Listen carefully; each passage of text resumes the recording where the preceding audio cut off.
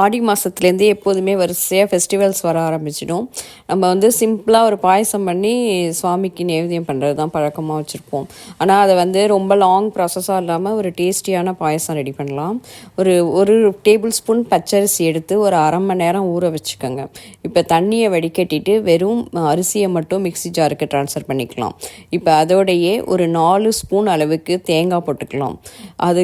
அதோட 2 ஏலக்காயும் போட்டு கொஞ்சமாக தண்ணி ஊற்றி மிக்சியில் 1-2 அரைச்சி எடுத்துக்கோங்க. அதாவது ரொம்ப பேஸ்ட்டாகவும் ஆக்கிடாமல் அரைச்சி எடுத்துக்கலாம்.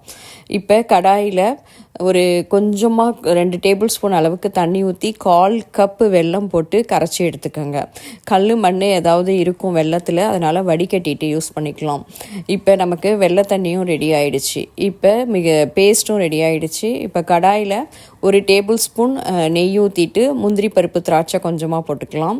இப்போ நம்ம அரைச்சி வச்சுருக்கிற அரிசி தேங்காய் பேஸ்ட்டை இதில் ஆட் பண்ணி ஒரு அரை கப்பு தண்ணி ஊற்றி ஒரு 10 நிமிஷம் கொதிக்க விட்டிங்கன்னா அந்த அரிசி கொஞ்சம் நல்லா வெந்துடும்.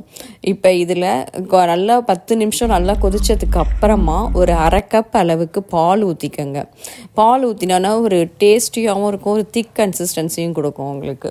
இப்போ இதில் நம்ம கரைச்சி வச்சுருக்கிற வெல்லத்தையும் ஊற்றிடலாம். வெல்லத்தை ஒரு ஹனி பதத்துக்கு எடுத்து வச்சிங்கன்னா கரெக்டான கன்சிஸ்டன்சியில் இருக்கும். ஒரு 10 நிமிஷம் கொதிக்க விட்டு ஆஃப் பண்ணால் நம்மளோட பாயசம் ரெடி.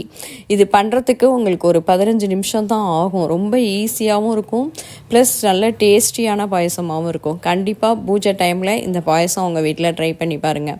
ட்ரை பண்ணி பார்த்துட்டு எனக்கு கமெண்ட் பண்ணுங்கள். எங்கள் சேனல் பிடிச்சிருந்தா கண்டிப்பாக சப்ஸ்கிரைப் பண்ண மறந்துடாதீங்க.